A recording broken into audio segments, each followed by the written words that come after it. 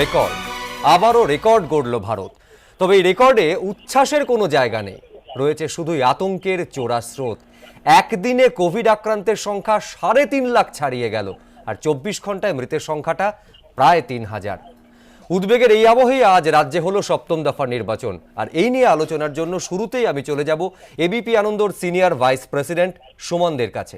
সুমনদা, শুভ্র, দেখো, আমি জানি না দর্শকরা দেখতে পাচ্ছেন কিনা যে আজকে একেবারে কোভিড প্রোটোকল মেনে আমি আমার গণতান্ত্রিক অধিকার প্রয়োগ করেছি, ভোট দিয়েছি। আমরা অনেক কিছু নিয়ে আগামী 1 ঘন্টা আলোচনা করব, কিন্তু তার আগে বেসিক একটা কথা এই ভোটদানের অভিজ্ঞতা থেকে আমার বলতেই হবে। আমি রাসবিহারী কেন্দ্রের ভোটার এবং রাজেন্দ্রনাথ বিদ্যা ভবনে আমাদের পোলিং বুথ, সেখানে দায়িত্বপ্রাপ্ত এই যাবতীয় ভোটের সমস্ত কর্মকাণ্ড যারা পরিচালনা করছেন সেই সরকারি কর্মীদের অবস্থা আমার একটু ছুঁয়ে যেতেই হবে। এই অনুষ্ঠানের শুরুতে প্রিসাইডিং অফিসার, পোলিং অফিসাররা, তারা সবাই একেবারে আমায় ডেকে নিয়ে গিয়ে দেখান যে ন্যূনতম যে বন্দোবস্ত, শৌচাগারের একটা সুবন্দোবস্ত, খাবার জল, দুপুরের খাওয়াটুকু, সেইটুকুর ব্যবস্থা হয়নি। শুভ্র, ভাবতে পারো যে খাস দক্ষিণ কলকাতায় যদি এই অবস্থা হয়, গ্রামে গঞ্জে যে অসংখ্য সরকারি কর্মীদের যেতে হচ্ছে এবং এই ভোটের গুরুদায়িত্ব যাদের পালন করতে হচ্ছে, তারা স্বাধীনতার ৭৪ বছর পরে কেন এইটুকু ব্যবস্থা পাবেন না? এ তো তারা বাড়তি কিছু চাইছেন না, একেবারে বেসিক। নির্বাচন কমিশন এখনো 1 দফা ভোট বাকি আছে। আমার আবেদন থাকবে একজন ভোটার হিসেবে, একজন সাধারণ ভোটার হিসেবে এই মানুষরা, এই পোলিং অফিসার, প্রিসাইডিং অফিসার, অন্য সরকারি সমস্ত কর্মচারী যারা ভোটের দায়িত্ব পালন করছে, তাদের যেন দয়া করে এইটুকু বন্দোবস্ত অন্তত শেষ দফায় তারা করতে পারেন। আমি বলছি, কেন তাদের দলীয় প্রতিনিধিদের ওপর নির্ভর করতে হবে? এটা তো কম্প্রোমাইজিং পজিশনে পরিস্থিতিটাই তাদের ফেলে দিচ্ছে। আমি মার্জনা চেয়ে নেবো এই বিষয়টা, একেবারে বেসিক বিষয়টা দিয়ে শুরু করার। কেন স্বাধীনতার ৭৪ বছর পরেও এই ছবি, এই অভিযোগ আমাদের শুনতে হবে? ভোটার হিসেবে এটা আমাদের পীড়া দিয়েছে। এবার আমি আসবো 5টা বাক্যে। আমি জানি না শেষ কবে মাননীয় বিচারপতি রায় নিয়ে গোটা দেশে এই ধরনের একেবারে ঢেউ উঠেছে। কি বাক্যগুলো? করোনার দ্বিতীয় ঢেউয়ের জন্য দায়ী নির্বাচন কমিশন, 1। 2, যখন ভোট প্রচার চলছিল তখন আপনারা কি অন্য গ্রহে ছিলেন? 3, কমিশনের অফিসারদের বিরুদ্ধে খুনের মামলা রুজু করা উচিত। 4, আপনারা অর্থাৎ নির্বাচন কমিশন সব থেকে দায়িত্ব জ্ঞানহীন প্রতিষ্ঠান। এবং 5, আমার মনে হয় এর থেকে শাশ্বত সত্য এই মুহূর্তে কিচ্ছু নেই, বেঁচে থাকলে তবেই তো গণতান্ত্রিক অধিকার ভোগ করতে পারবেন মানুষ। অত্যন্ত গুরুত্বপূর্ণ এই কথা কে বললেন আমরা ইতিমধ্যে সবাই জেনে গেছি। মাদ্রাজ হাইকোর্টের প্রধান বিচারপতি, মাননীয় বিচারপতি সঞ্জীব বন্দ্যোপাধ্যায়, তিনি এই তার বাক্যবন্ধে গোটা দেশে আলোড়ন ফেলে দিয়েছেন। আমি প্রথমে মাননীয় বিচারপতিকে কি বলেছেন, তারপর অবশ্যই তার বিশ্লেষণে আসবো, তা নিয়ে আলোচনায় আসবো। দেখব, করোনার দ্বিতীয় ঢেউয়ের জন্য একমাত্র দায়ী নির্বাচন কমিশন। আপনারা সবচেয়ে দায়িত্বজ্ঞানহীন প্রতিষ্ঠান। বেঁচে থাকলে তবেই তো গণতান্ত্রিক অধিকার ভোগ করতে পারবেন মানুষ। আপনাদের অফিসারদের বিরুদ্ধে খুনের অভিযোগে মামলা দায়ের করা উচিত। সঠিক পদক্ষেপ না করলে ২রা মে ভোট গণনা বন্ধ করে দেওয়া হবে। ভয়ঙ্কর করোনা পরিস্থিতির মধ্যে ভোট নিয়ে একটি মামলার প্রেক্ষিতে এভাবেই চাঁচা ছোলা ভাষায় নির্বাচন কমিশনকে ভর্ৎসনা করল মাদ্রাজ হাইকোর্ট। সোমবারই দেশে সর্বনাশা রেকর্ড গড়ে একদিনে করোনা আক্রান্ত হয়েছেন ৩.৫ লক্ষ দেশবাসী। ২৪ ঘন্টায় মৃতের সংখ্যা ৩,০০০ ছুঁই। এরই মধ্যে বাংলায় সপ্তম দফার ভোট চলছে। অন্যদিকে তামিলনাড়ুতে ভোট শেষ হয়ে গেলেও পশ্চিমবঙ্গের মতোই ২রা মে সেখানেও ভোট গণনা। সেদিন যাতে তার বিধানসভা আসনের ভোট গণনা কেন্দ্রগুলিতে কোভিড বিধি যথাযথভাবে মানা হয়, তার জন্য মাদ্রাজ হাইকোর্টে মামলা করেন তামিলনাড়ুর বিদায়ী পরিবহন মন্ত্রী MR বিজয়ভাস্কর। তার প্রেক্ষিতেই এদের নির্বাচন কমিশনকে তুলোধনা করে মাদ্রাজ হাইকোর্টের প্রধান বিচারপতি সঞ্জীব বন্দ্যোপাধ্যায় ও বিচারপতি সেন্থিল কুমার রামামূর্তি ডিভিশন বেঞ্চ। বলেন, বর্তমান পরিস্থিতিতে জনস্বাস্থ্যকে সবচেয়ে বেশি গুরুত্ব দেওয়া উচিত, অথচ দুঃখের বিষয় সাংবিধানিক প্রতিষ্ঠানকেই এই গুরুত্বের কথা মনে করিয়ে দিতে হচ্ছে। একজন নাগরিক বেঁচে থাকলে তবেই তার গণতান্ত্রিক অধিকার সুরক্ষিত থাকবে। বর্তমান পরিস্থিতিতে সুরক্ষিত থাকা এবং বেঁচে থাকাটাই সবচেয়ে বড় বিষয়, বাকি সবকিছু তারপর। ভয়ঙ্কর কোভিড পরিস্থিতির মধ্যে রাজ্যে রাজ্যে হেভিওয়েট নেতা নেত্রীরা প্রতিদিন বড় বড় সভা, রোড শো করেছেন। সেখানে না মানা হয়েছে করোনা বিধি, না নির্বাচন কমিশনকে কোনো কড়া কার্যকরী পদক্ষেপ করতে দেখা গিয়েছে। এই পরিস্থিতিতে একটি মামলার প্রেক্ষিতে সোমবার মাদ্রাজ হাইকোর্টের প্রধান বিচারপতি সঞ্জীব বন্দ্যোপাধ্যায় ডিভিশন বেঞ্চ বলে, করোনা বিধি উড়িয়ে যখন রাজনৈতিক নেতারা প্রচার করছিলেন তখন তাদের বিরুদ্ধে কোনো পদক্ষেপ নেয়নি নির্বাচন কমিশন। করোনার দ্বিতীয় ঢেউয়ের জন্য একমাত্র দায়ী তারাই। এই পরিস্থিতির জন্য কমিশনের অফিসারদের বিরুদ্ধে খুনের মামলা রুজু হওয়া উচিত। এরপরই নির্বাচন কমিশনের উদ্দেশ্যে বিচারপতি বন্দ্যোপাধ্যায় প্রশ্ন ছুড়ে দেন, যখন ভোট প্রচার চলছিল তখন কি আপনারা অন্য গ্রহে ছিলেন? এখানেই থামেনি মাদ্রাজ হাইকোর্ট। প্রধান বিচারপতি সঞ্জীব বন্দ্যোপাধ্যায় ডিভিশন বেঞ্চ হুঁশিয়ারির সুরে বলে, 2রা মে গণনার দিন কোভিড প্রোটোকল পালন করার বিষয়ে নির্দিষ্ট ব্লুপ্রিন্ট জমা দিতে হবে নির্বাচন কমিশনকে। যদি তা না করা হয় সেক্ষেত্রে ভোট গণনা স্থগিত করে দেওয়া হবে। আপনাদের জন্য সাধারণ মানুষকে ভোগান্তির শিকার হতে দেব না। প্রত্যাশিতভাবেই কোভিড পরিস্থিতি নিয়ে নির্বাচন কমিশন সম্পর্কে মাদ্রাজ হাইকোর্টের কড়া পর্যবেক্ষণকে সমর্থন করেছেন চিকিৎসকেরা। দায়িত্ব জ্ঞানহীনভাবে পুরো নির্বাচনটা পরিচালনা করছেন। আজকে নেতা নেত্রীদের অনেক কারণে আমি দেখেছি তাদেরকে ব্যান করা হয়েছে। কই কোভিড বিধির কারণে কোথাও কি কাউকে ব্যান করা হয়েছে? আমি 100% সহমত। নির্বাচন কমিশনের উচিত ছিল যে ডাক্তারদের সঙ্গে আলোচনা করে, স্বাস্থ্য মন্ত্রকের সঙ্গে আলোচনা করে সুনির্দিষ্ট সময় ব্যাপারটা করা। সে গণতন্ত্রের উৎসব যেটা হওয়া উচিত সেটা গণতন্ত্রের চিতা জ্বলার মতো অবস্থায় পৌঁছে গেছি আমরা। করোনা পরিস্থিতি ভয়ঙ্কর হয়ে ওঠার পর একাধিক দফায় ভোট করানো নিয়ে বারবার আপত্তি জানিয়েছে কংগ্রেস, তৃণমূল। হাইকোর্টের কড়া বক্তব্যের পর নির্বাচন কমিশনের সমালোচনায় আরও জোরালোভাবে সরব হয়েছে তারা। তৃতীয় দফা ইলেকশন থেকে আমরা কোভিডের দেখতে পেলাম, কোভিডের উদ্ভব। তখন থেকে বলছি যে আপনারা সবকটা ইলেকশনকে ক্লাব করুন, ক্লাব করে আপনারা ইলেকশনটা করুন। ইলেকশন কমিশন শূন্য না, Narendra Modi and election commission both R responsible. নির্বাচন কমিশন তো একা একা ভোট করে দিতে পারে না। বিচারপতির মতামতকে সম্মান জানিয়ে বলছি, এই জায়গাটায় আমি ঠিক ঐক্যমত হতে পারছি না। কিন্তু এটা তো ঘটনা যে এত কিছু হওয়ার পর নির্বাচন কমিশন কিন্তু উদাসীন থেকেছে। আমার মনে হয় যে হাইকোর্ট এই যে পদক্ষেপ নিয়েছে, এই পদক্ষেপ আমাদেরকে ইতিবাচক হিসেবে গ্রহণ করা উচিত। আগে হলে আরও ভালো হতো, কিন্তু বেটার লেট দ্যান নেভার। উল্টো দিকে মাদ্রাজ হাইকোর্টের কড়া পর্যবেক্ষণের সঙ্গে একমত নয় বিজেপি। এ ধরনের বক্তব্য আমি সম্পূর্ণ শ্রদ্ধা পোষণ করেই বিচার ব্যবস্থার উপরে বলছি। এটা একটা গ্রেটার কনস্পিরেসির পার্ট কিনা আজকে হায়ার জুডিশিয়ারি সেটা চিন্তা করা উচিত। কারণ এটা একটা অপ্রকৃতিস্থ অবজারভেশন, অপ্রকৃতিস্থ অবস্থার অবজারভেশন। করোনার দ্বিতীয় ঢেউয়ে বেসামাল ভারত। অক্সিজেনের অভাবে হাসপাতালের সামনে ছটফট করছে রোগী, বেডের জন্য হাহাকার, দিকে দিকে ভ্যাকসিনের আকালের অভিযোগ উঠছে। এই পরিস্থিতিতে ভোটে কোভিড বিধি মানার বিষয়ে অত্যন্ত কড়া ভূমিকা নিল মাদ্রাজ হাইকোর্ট। ব্রতদীপ ভট্টাচার্য ও জয়ন্ত পাল, এবিপি আনন্দ।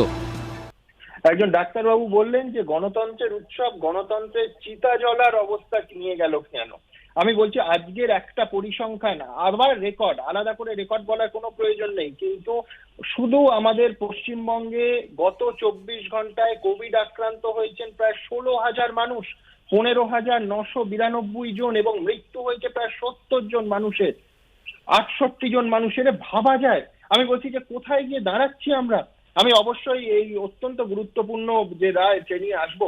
আমি প্রথমেই পঙ্কজ রায়ের কাছে যাব। পঙ্কজ রায়, ইদানিং কালে রাজ্য বিজেপি যে ভাষায় এই রায়কে আক্রমণ করেছেন, এত তীব্র, এত তীক্ষ্ণ আক্রমণ আমি তৃণমূল কংগ্রেসকেও বিজেপি ইদানিং কালে করেছে বলে আমার মনে পড়ছে না। কি বলছেন অফিসিয়াল মুখপাত্র? তিনি বলছেন যে সামগ্রিক বিচার বিভাগ কালিমালিপ্ত হয়েছে। তৃণমূল কংগ্রেসের সঙ্গে একই সূত্রে বাধা আছে কিনা সন্দেহ প্রকাশ করছেন, গ্রেটার কনস্পিরেসির পার্ট কিনা সন্দেহ প্রকাশ করছেন। এবং পরের অংশটা আমি জানি না মাননীয় বিচারপতি, কোনো বিচারপতি সম্পর্কে বলা যায় কিনা যে প্রকৃতিস্থ অবস্থায় রায় দিয়েছেন কিনা সেটা বিচার করে দেখতে হবে। রায়টি অপ্রকৃতিস্থ এবং রায়ের বিরুদ্ধে তদন্ত হওয়া উচিত। আমি কি আপনারা বলেছেন, আপনার কি ব্যাখ্যা, আমি তাতে আসবো, কিন্তু আমার খটকাটা সম্পূর্ণ অন্য জায়গায়।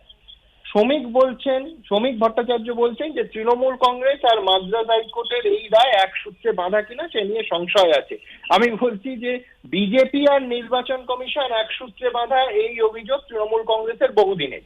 এবার আমি আজকের রায়টাকে যদি ধরি পঙ্কজ দা, বিচারপতি সঞ্জীব বন্দ্যোপাধ্যায় কেন্দ্র সরকার বা কেন্দ্রের বিজেপি বা রাজ্য বিজেপি সম্পর্কে একটা শব্দ, একটা বাক্য ব্যবহার করেননি। তিনি বলেছেন নির্বাচন কমিশন সম্পর্কে। এবার বিজেপি আগ বাড়িয়ে ঝাঁপিয়ে পড়ছে কেন? বিজেপির গায়ে লাগছে কেন? আমার খটকাটা ঠিক এই জায়গায়। মানে আমি বলছি এইটা কিছু মানুষের মনে এই সন্দেহ জাগিয়ে দেবে না তো যে নির্বাচন কমিশন এবং বিজেপি এতটাই কাছাকাছি যে নির্বাচন কমিশনকে ডিফেন্ড করছে নির্বাচন কমিশন নয়, বিজেপি, এবং তাও এত তীব্র এবং তীক্ষ্ণ ভাষায়। আমার খটকাটা এইখানে পঙ্কজদা। হ্যাঁ, সুমনবাবু, অত্যন্ত শ্রদ্ধার সঙ্গে বলছি যে 324 অনুচ্ছেদে নির্বাচন কমিশনকে দায়িত্ব, প্রশাসনিক দায়িত্ব, কিছুটা আইন এবং অন্যান্য দায়িত্ব দেওয়া হয়েছে। এখন প্রশ্ন হচ্ছে যে তামিলনাড়ুর একজন এমএলএ বা প্রাক্তন মন্ত্রী তিনি আদালতে গেছেন, তার পরিপ্রেক্ষিতে রায় দিয়েছে।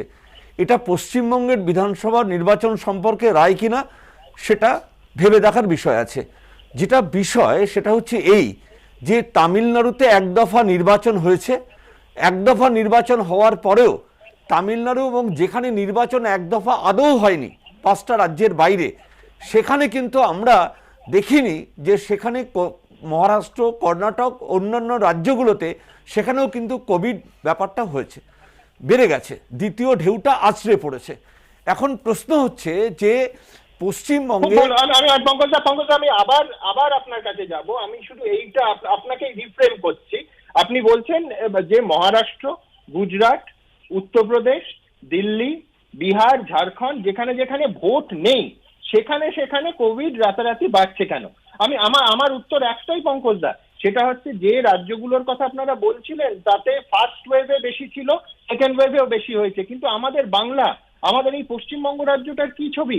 আমি পরিসংখ্যানটা দিচ্ছি পঙ্কজদা, আমি ভুল বললে আপনি দয়া করে সংশোধন করে দিন। পশ্চিমবঙ্গে প্রথম ওয়েভে হাইয়েস্ট ছিল, হাইয়েস্ট 5,000-এর নিচে, অর্থাৎ গত 24 ঘন্টায় 5,000-এর নিচে এটা ফার্স্ট ওয়েভে ছিল, এবং সেখানে 300% বেড়েছে। সেইখানে রাজ্যের 6 দফা ভোটে বাড়লো কত? 15 গুণ। আমি বিস্মিত পঙ্কজদা, 27শে মার্চ ছিল 812 জন এফেক্টেড, 22শে এপ্রিল সেটা প্রায় 12,000-এ পৌঁছে গেল। আমি কি করে পশ্চিমবঙ্গকে মহারাষ্ট্র, গুজরাট, উত্তরপ্রদেশ কিংবা দিল্লি, বিহার, ঝাড়খণ্ডের পাশে বসাবো? আমি একটা কথা বলি, এই যে ওয়েবটা, দ্বিতীয় যে ওয়েবটা এসছে, আমি দেখছিলাম অ্যানালিটিক্যাল যে ফিগারটা ছেলে আমাকে দেখাচ্ছিল যে 1200 নভেম্বরে হাইয়েস্ট ছিল, সেটা কমে প্রায় ফ্ল্যাটার হয়ে গেছিল কার্ভটা, প্লেটোকার্টিক, এবং তারপরে একদম শার্প মানে ইনক্রিজ করেছে। এই যে ব্যাপারটা, এটার জন্য কি শুধু নির্বাচন কমিশন দায়ী?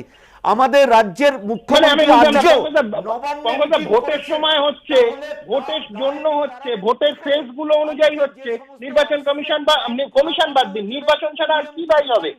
পশ্চিমবঙ্গে একটাও হয়নি, এই প্রশ্নের উত্তরটা তো কোথাও পাওয়া যাচ্ছে না। সেই বিষয়টা যদি সবটাই কগনিজেন্সে আসতো তাহলে মনে হয় কেউ প্রশ্ন করতো না। আমি বলতে পারি না সেই লাইনটা, বিচারপতি তোমার বিচার করবে কারা। আচ্ছা, বেশ বেশ বেশ বেশ আমি ঠিক পঙ্কজদা বলছেন বিচারপতি রায় নিয়ে প্রশ্ন তুলছেন, রাজ্য বিজেপি স্পষ্ট করে আক্রমণের পথে যাচ্ছে। ঠিক তখন বড় অংশের মানুষ কিন্তু মনে করছেন যে বারবার ত্রাতার ভূমিকায় একেবারে অবতীর্ণ হচ্ছেন কিন্তু মাননীয় বিচারপতিরা। সেটা দিল্লি হাইকোর্ট হতে পারে, এলাহাবাদ হাইকোর্ট হতে পারে, কলকাতা হাইকোর্ট হতে পারে, মাদ্রাজ হাইকোর্ট হতে পারে, এবং স্বয়ং সুপ্রিম কোর্ট হতে পারে। আমি দ্রুত একবার প্রতিবেদনটা দেখে নেবো, তারপর আবার এই আলোচনায় আসবো।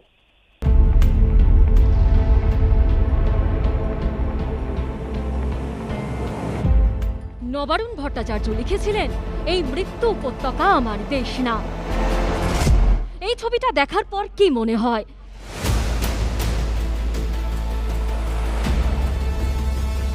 এক লক্ষ, 2 লক্ষ, 3 লক্ষ, 3.5 লক্ষ, এভাবেই চড়ছে করোনার গ্রাফ।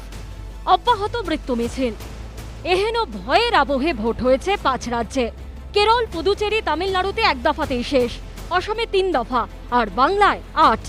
ভোটও চলছে, আবার ভয়ঙ্কর করোনায় কোটি কোটি মানুষ ভীত এবং সন্ত্রস্ত। কিন্তু তাতে নেতা নেত্রীদের হেলদোল নেই, তারা ক্ষমতা দখলের লড়াইয়ে ব্যস্ত।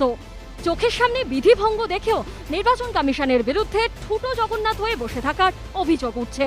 আর এই ভয়ঙ্কর পরিস্থিতিতে বারবার সাধারণ মানুষের হয়ে দাঁড়াতে দেখা যাচ্ছে একটাই প্রতিষ্ঠানকে, বিচার ব্যবস্থা। সোমবারে নির্বাচন কমিশনকে ভৎসনা করে মাদ্রাজ হাইকোর্ট বলেছে, করোনার দ্বিতীয় ঢেউয়ের জন্য একমাত্র দায়ী নির্বাচন কমিশনই। আপনাদের অফিসারদের বিরুদ্ধে খুনের অভিযোগে মামলা দায়ের করা উচিত। গত বৃহস্পতিবার এক মামলার শুনানিতে নির্বাচন কমিশনকে তীব্র ভৎসনা করে কলকাতা হাইকোর্ট মন্তব্য করে, নির্বাচন কমিশনের চূড়ান্ত ক্ষমতা রয়েছে, কিন্তু তার কোনো ব্যবহার নেই। একটা সার্কুলার দিয়ে জনগণের উপর সব ছেড়ে দিয়েছে কমিশন। আপনাদের কাজে আমরা অসন্তুষ্ট। কমিশনের কাছ থেকে সার্কুলার চাই না, পদক্ষেপ চাই। ভয়ঙ্কর করোনা পরিস্থিতিতে দিল্লিতে অক্সিজেনের চরম সংকট নিয়ে একটি মামলায় সম্প্রতি দিল্লি হাইকোর্ট কেন্দ্রের উদ্দেশ্যে কড়া পর্যবেক্ষণে বলে, রাষ্ট্রের কাছে মানুষের জীবনে তেমন গুরুত্ব নেই। আমরা হতভম্ব যে সরকার অক্সিজেনের প্রয়োজন নিয়ে ভাবে না। এখনো কেন্দ্র ওই সংস্থাগুলির থেকে অক্সিজেন নিচ্ছে না কেন? আমরা বিস্মিত যে হাসপাতালে অক্সিজেন ফুরিয়ে যাচ্ছে অথচ ইস্পাত কারখানায় অক্সিজেন যাচ্ছে। কেন সরকারের ঘুম ভাঙছে না? আমরা মানুষকে মরতে দিতে পারি না। একই মামলার শুনানিতে অন্য রাজ্যে দিল্লির জন্য বরাদ্দ অক্সিজেন পাঠিয়ে দেবার অভিযোগ প্রসঙ্গে দিল্লি হাইকোর্টের বিচারপতি বিপিন সাংঘি এবং বিচারপতি রেখা পাল্লি বলেছিলেন, যারা এই কাজ করছেন তাদের হাতে রক্তের দাগ লেগে থাকবে। আদালত এও বলেন, অক্সিজেনের যোগান বৃদ্ধির জন্য আপনারা সব দিক খতিয়ে দেখছেন না। ভিক্ষা করুন, ধার নিন বা চুরি করুন।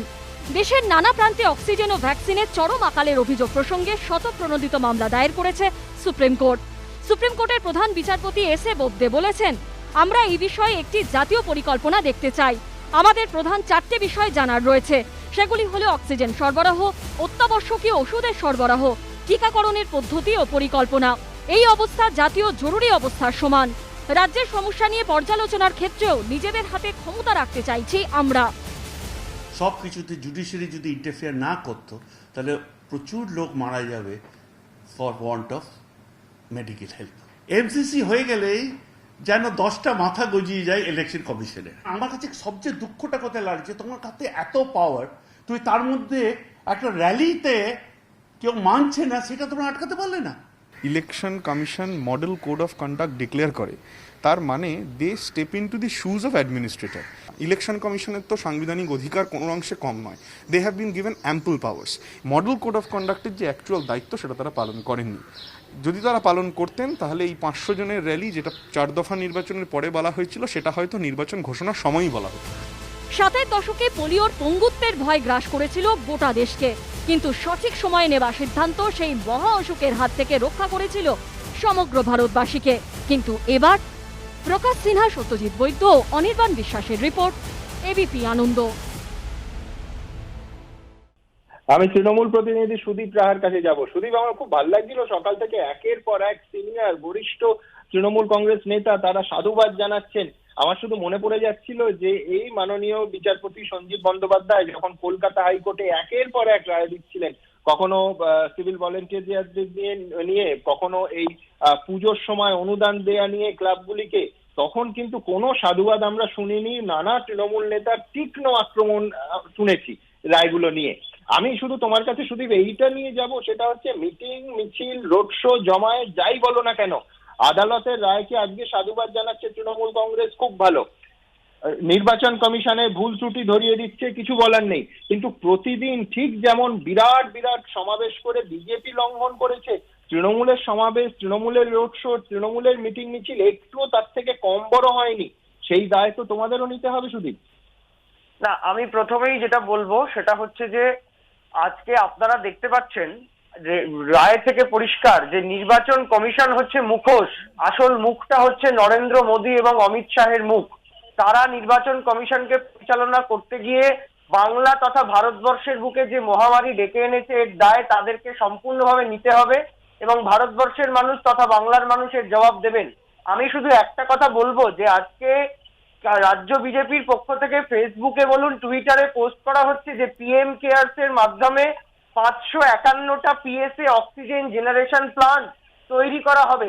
আজকে দেশে লক্ষ লক্ষ মানুষ আক্রান্ত, এখন তৈরি করার সিদ্ধান্ত নিয়েছেন প্রধানমন্ত্রী। তাহলে কবে তৈরি হবে আর কবে সাধারণ মানুষ অক্সিজেন পাবে, এই প্রশ্নটা বাংলার সাধারণ মানুষের পক্ষ থেকে আমি করলাম। আর 2 নম্বর কথা হচ্ছে নির্বাচন কমিশন যে বারবার বলছিল 1.5 লক্ষ কেন্দ্রীয় বাহিনী দিয়ে বাংলায় ভোট করাবে, নির্বাচন কমিশন আমাদেরকে জানাক যে উত্তরপ্রদেশ থেকে, গুজরাট থেকে, মধ্যপ্রদেশ থেকে এত যে কেন্দ্রীয় বাহিনী সিআইএসএফ বলুন, সিআরপিএফ বলুন, তারা বাংলায় এসেছে, তাদের কি কোভিড পরীক্ষা করে বাংলায় ঢোকানো হয়েছিল? তাদের কি আরটিপিসিআর টেস্ট হয়েছিল?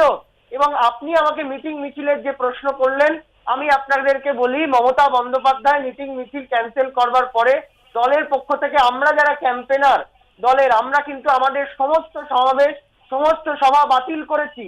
গত পরশুদিনকেও আমার বলার শুধু এটা, সেটা অনেক অনেক পরে, 4র্থ দফার পরে। আমি পঙ্কজ দার কাছ থেকে অত্যন্ত গুরুত্বপূর্ণ প্রশ্ন তুলেছে সুদীপ, পঙ্কজ রায়ের উত্তর।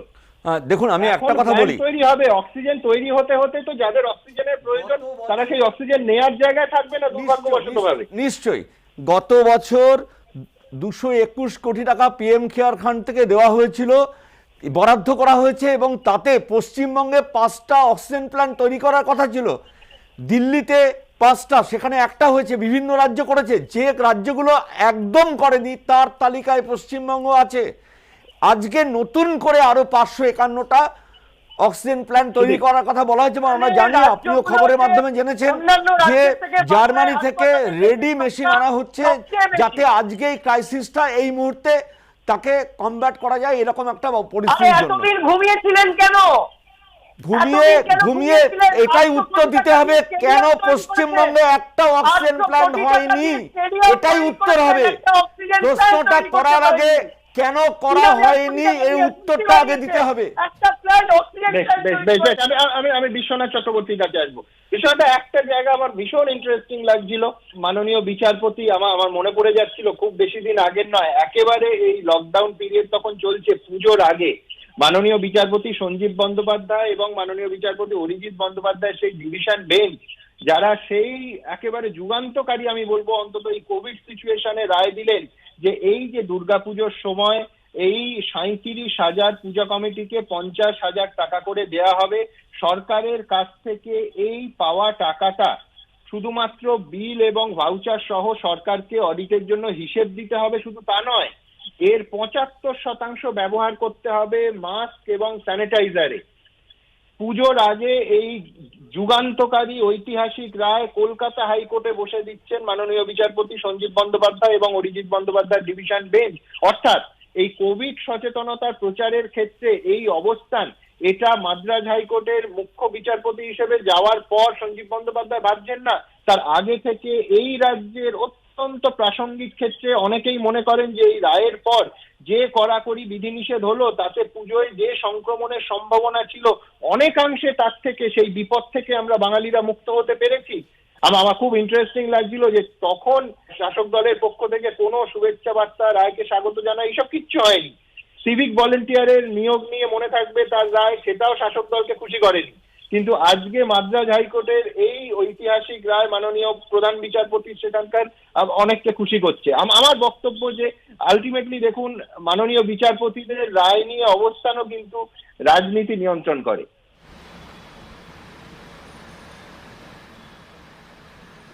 না, ঠিকই সুমনদা, আজকে মাদ্রাজ হাইকোর্টের প্রধান বিচারপতির যে বিচার বিভাগীয় কমেন্ট, এটাকে বলা হয় জুডিশিয়াল কমেন্ট বা অবজারভেশন, সেই অবজারভেশনে আজকে কিন্তু দেখা যাচ্ছে শাসক তৃণমূল কংগ্রেস অত্যন্ত খুশি, আর উল্টো দিকে বিজেপির তরফ থেকে যে প্রতিক্রিয়া এসছে সেটা আনডিজারেবল এবং আনওয়ান্টেড আমি মনে করি।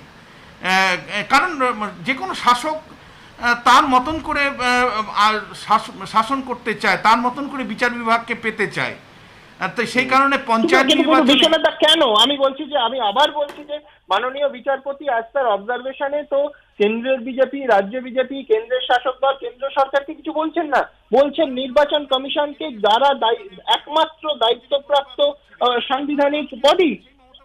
তো রাজ্য বিজেপি রিঅ্যাক্ট করছে কেন? আমার খটকাটা আবার বলছি বিষয়টা এইখানে কাটছে।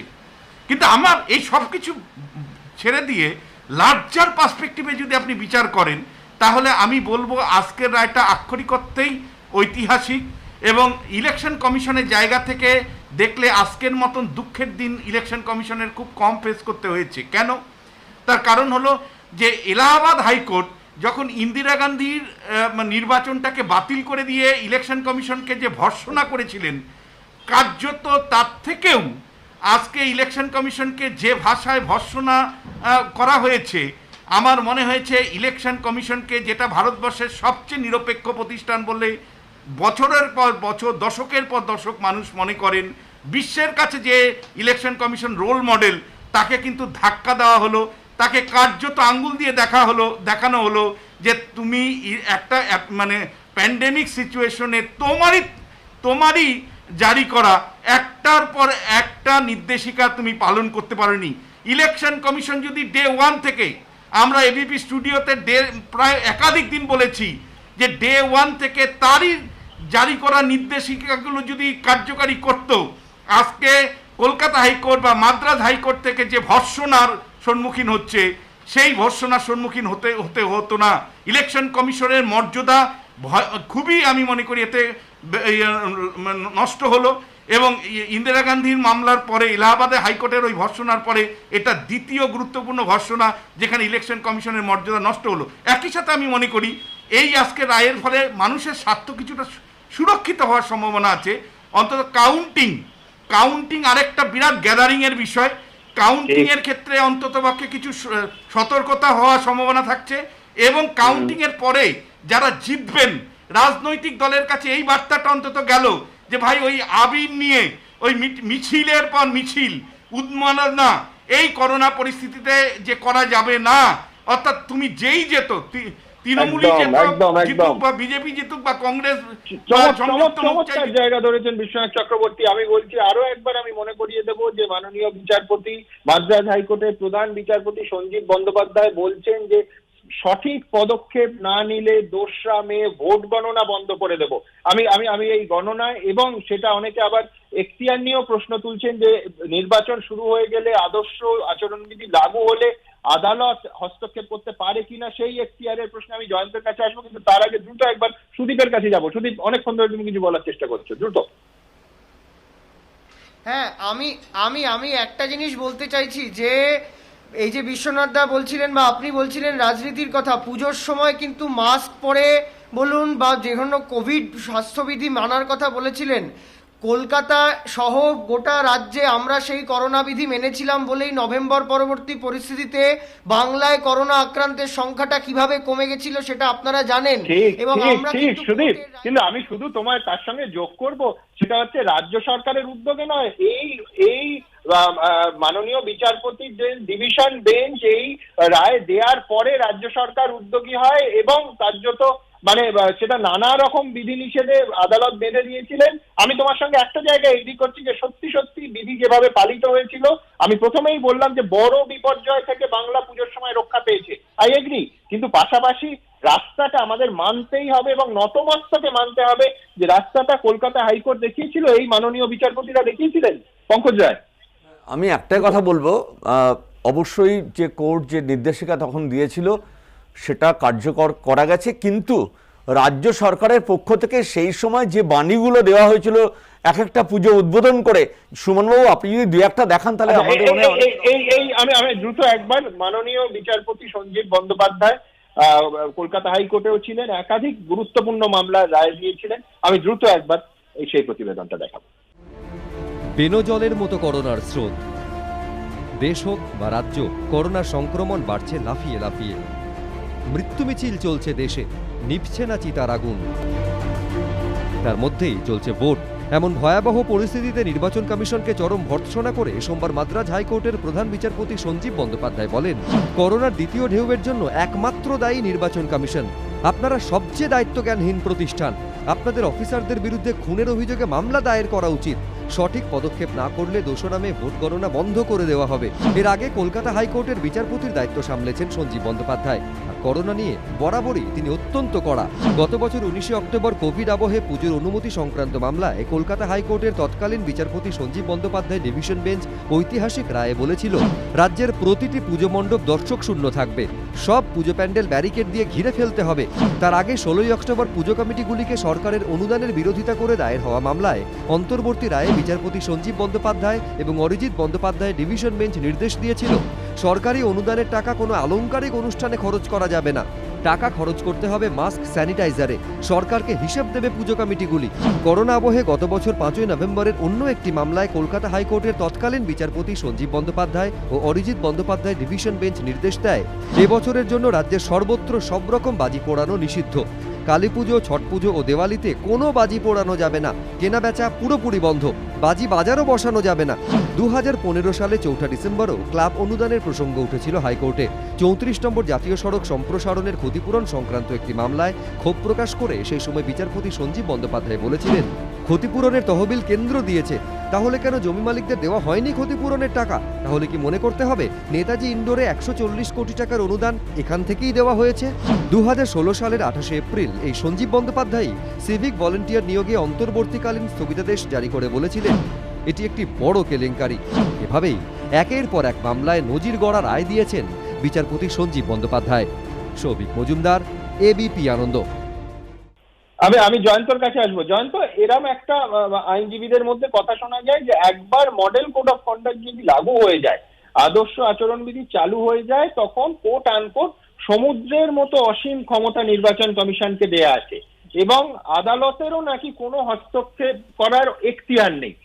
এবং সঞ্জীব বন্দ্যোপাধ্যায় আজকে রায় বলছেন যে প্রয়োজন হলে 2রা মে যে ফল গণনা সেটা তিনি বন্ধ করে দেবেন। মানে আমি বলছি, আমার একটা প্রশ্ন তো অবশ্যই থাকবে যে আইন কি, আদর্শ আচরণবিধি কি? মানুষের জীবনের থেকে তো বড় নয়। যখন হাজার হাজার মানুষ মারা যাচ্ছেন তখন আদালত হস্তক্ষেপ করতে পারেন কি আইনত? এটাই আমার প্রশ্ন থাকবে। আইন কি বলছে? আদালতের এখতিয়ার আছে এই রকম একটা সুপার এমার্জেন্সির পজিশনে হস্তক্ষেপ করার? প্রথম কথা হলো, আমি সবসময়ই বলি যে সাধারণ মানুষের শেষ ভরসার স্থল হলো আদালত। এখানে সে কথা আবার প্রমাণিত। তোমার প্রশ্নের উত্তরে ছোট করে বলবো যে হ্যাঁ, অবশ্যই পারেন। এর আগে মহামান্য কলকাতা হাইকোর্ট কিন্তু এই নির্বাচন এবং কোভিড বিধি না মানা নিয়ে যথেষ্ট কড়া তারা মতামত দিয়েছেন। দিল্লি হাইকোর্ট, তুমি বারবার বলছো সুনামির দ্বিতীয় ঢেউ, এই কোভিডের দ্বিতীয় ঢেউ, দিল্লি হাইকোর্ট বলছেন না, এটা সুনামির দ্বিতীয় ঢেউ। মহামান্য সুপ্রিম কোর্ট সুমোটো কোভিড বিধি মানা সংক্রান্ত মামলা কিন্তু গ্রহণ করেছেন। এর আগে আর একটা এইমাত্র বলাও হয়েছে যে ইন্দিরা গান্ধীর সময়ও কিন্তু একটা যুগান্তকারী রায় দিয়েছিলেন মহামান্য আদালত। তার মানে দাঁড়াচ্ছে মহামান্য আদালত সবার উপরে, সাধারণ মানুষের প্রয়োজনে তারা সবসময়ই প্রয়োজনে সুমোটো পদক্ষেপ করতে পারেন। এটা গেল একদিক। দ্বিতীয় আরেকটা কথা বলতে চাইব সুমন, যে মাদ্রাজ হাইকোর্টের যে প্রেক্ষিত, পশ্চিমবাংলার প্রেক্ষিত কিন্তু ভিন্ন। পশ্চিমবাংলার প্রেক্ষিত কিন্তু আরও ভয়াবহ। 8টা দফায় ভোট, কেউ কেউ নিশ্চয়ই তাকে স্বাগত জানিয়ে বলেছেন পঞ্চায়েত নির্বাচনের মতো লোকক্ষয় আটকাতে এরকম 8 দফা ভোটের প্রয়োজন ছিল, কিন্তু তার সঙ্গে প্রয়োজন ছিল নির্বাচন কমিশনের আরও কড়া হওয়া। তোমার এখানে বসে 5ম দফা নির্বাচনের দিনে বেলা 2টোর সময় আমি বলেছিলাম এই বড় বড় র্যালি এক্ষুনি বন্ধ করতে হবে, কোনো প্রয়োজন নেই। যেভাবে লাখ লাখ লোক নিয়ে রাজনৈতিক ব্যক্তিত্বরা তারা র্যালি করছেন, তারা উত্তেজনা ছড়িয়ে দিচ্ছেন, আমিও বলেছিলাম যে এইভাবে র্যালি করার প্রয়োজন নেই। তারা কে কি বলবেন আমরা জেনে গেছি। ভার্চুয়াল মোডেও কিন্তু তারা তাদের মতামতটা রাখতে পারেন। পাশাপাশি সাধারণ মানুষও কিন্তু আমাদের পশ্চিমবাংলায় সচেতন ছিলেন না। অবশ্য পশ্চিমবাংলায় বলি কেন, পাশের একটি রাজ্যে আমরা কুম্ভ মেলার সময় দেখেছি যেরকম জনবিস্ফোরণ হয়েছে, সেটাও তো একটা কোভিড রোগ ছড়াবার কারণ। আমরা 25শে ডিসেম্বর, 1 জানুয়ারি দীঘাতে উপচে পড়েছি ভিড়ে, আমরা শপিং মলে গিয়েছি, আমরা বাজার করেছি, আমরা তো সচেতন ছিলাম না। পশ্চিমবাংলার প্রেক্ষিত কিন্তু সচেতনতা শিক্ষা, সচেতন করে দেওয়ার অঙ্গুলি নির্দেশ আমরা যাদের দিকে তাকিয়ে থাকি মঞ্চের ওপর থেকেও আসেনি, আর ভোট আসার পর গোটাটা অন্য চেহারা নেয়। আমি একবার সুজাত ভদ্রের কাছে যাবো। সুজাতদা, একটা কথা জয়ন্ত পয়েন্ট আউট করলো, সেটা হচ্ছে 8 দফা ভোট কেন। দেখুন, এই বিষয়ে একেবারে পরিষ্কার অবস্থান আমার, সেটা হচ্ছে বাংলায় হিংসার ঘটনা ঘটে যেটা ভারতবর্ষের অন্য কোনো রাজ্যে ঘটে না। এবার নির্বাচন কমিশন দায়িত্বপ্রাপ্ত সাংবিধানিক সংস্থা, তারা যদি মনে করে 8 দফা কেন, 294 দফাতেও ভোট করলে সুষ্ঠু, অবাধ এবং নিরপেক্ষ নির্বাচন হবে, তারা করতে পারে। কিন্তু আমার প্রশ্নটা সম্পূর্ণ আলাদা। সেটা হচ্ছে 3য়, 4র্থ, 5ম দফায় এসে যখন দেখা যাচ্ছে যে শুধু এই রাজ্য নয়, গোটা দেশ কোভিড সিচুয়েশন নিয়ন্ত্রণের বাইরে চলে যাচ্ছে, তখন আমি 17 ভোটের পরে যে প্রস্তাব, এবং একেবারে রাজনৈতিকভাবে তো দেয়াই হয়েছে, যে প্রস্তাব আলোচনা হয়েছে নির্বাচন কমিশনে, এই খবরও আমরা করেছি যে 22, 26, 29 কেন একদিনে করে দেওয়া গেল না। মানে নির্বাচন কমিশন যখন প্রথম দফায় দেখছেন যে আজকে মাননীয় বিচারপতিরা যেটা বলছেন যে সার্কুলারে একটা মেনশন করে আমি ছেড়ে দিলাম, কিন্তু আমি বলে দিলাম যে 5টার বেশি গাড়ি রোড শোতে হবে না। যখন আমি দেখছি যে 50টার কমে গাড়ি নিয়ে কোনো রোড শো হচ্ছে না, তখন কেন আমি আমার নিয়ম, আমার সেই সার্কুলার কড়াভাবে ইমপ্লিমেন্ট করলাম না? কেন যারা মানছেন না তাদের সতর্ক করলাম না, এবং যারা না মেনে দিনের পর দিন এই কার্যত অতিমারিকে ছড়িয়ে দিচ্ছেন তাদের বিরুদ্ধে শাস্তিমূলক ব্যবস্থা নিলাম না? আমি কোন সময় নড়ে চড়ে বসলাম? যে সময় কলকাতা হাইকোর্ট আমাকে সতর্ক করলো, আমায় তিরস্কার করলো, আমায় ভৎসনা করলো।